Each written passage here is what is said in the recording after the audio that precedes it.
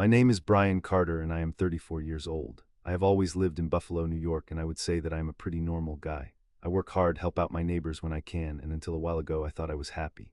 On the outside, I had what looked like a classic life, a wife, two young kids, and a quiet job at a warehouse, but if you looked a little closer you would see cracks, the kind that were getting bigger every day. My marriage was falling apart.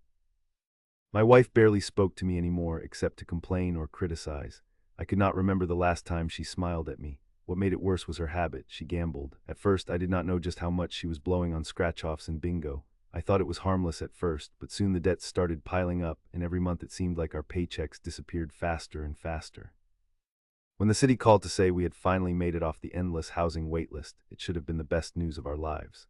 After years cramped in old rentals with both the boys sharing a tiny room, we were being offered a 3-bedroom flat from the Housing Association on the south side. It was an older place, sure, but it felt like a brand new beginning and I needed one more than ever. The catch was, only one person could sign the lease. By then I already knew my marriage was sinking fast. My wife looked at the paperwork like it was a bill she did not want to pay, but I was determined to make this work. She just shrugged and told me to go handle it, and so I went by myself and put my name on the lease. No one else's, just mine. I had this feeling deep down that I should not add her.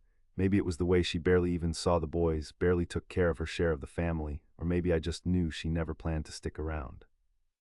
I set up the move, hauled boxes up 3 flights by myself, paid for everything with the little savings I had left after her latest round at the casino.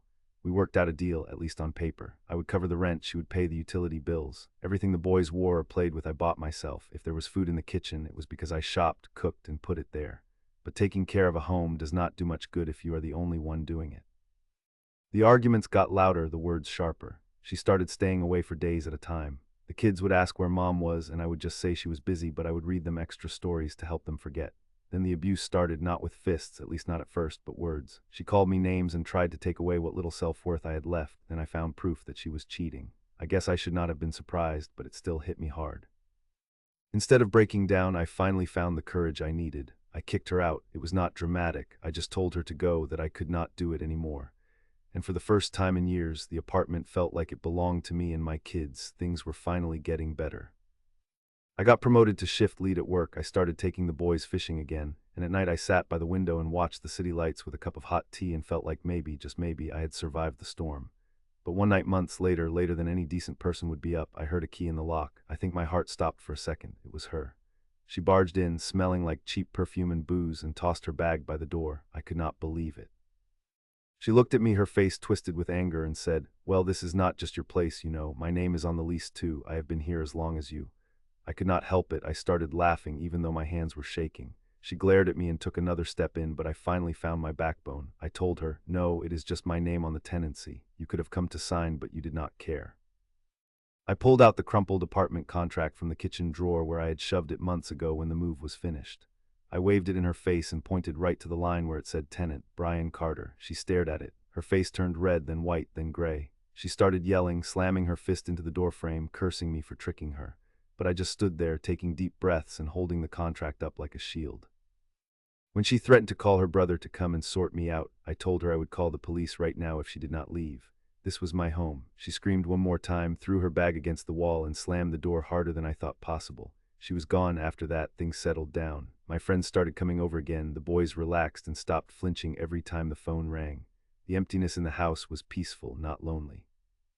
I started saving money every week, making pizza with the kids every Friday, and laughing again. I learned how to fix the leaking faucet by myself. One evening, a neighbor brought over a pie to welcome me to single-parent life. We all sat on the stoop talking late into the night while the boys played tag in the hallway. A few months later, I heard that my ex-wife had tried to get her own place, but because she had never bothered to sign a tenancy or pay rent anywhere, she could not prove she was a resident.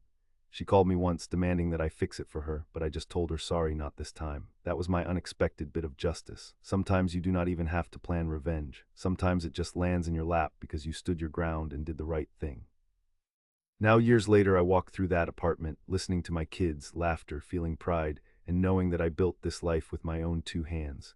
And every time someone slams a door, I just smile because now that sound means freedom.